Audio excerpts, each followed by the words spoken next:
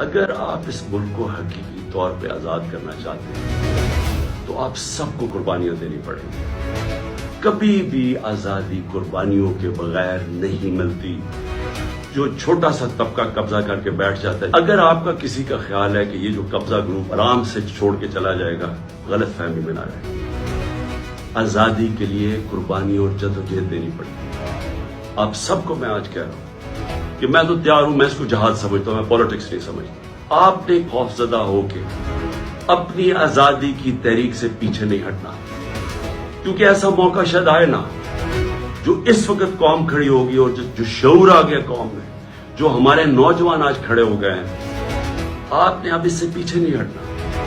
یہ تحریک ادھر پہنچے گی جدھر ہم اپنے آپ کو ایسے ایک وہ پاکستان بنے گا جدھر ہمیں کوئی خوف نہیں ہوگا کہ ہمارے اوپر کوئی ظلم کر سکے۔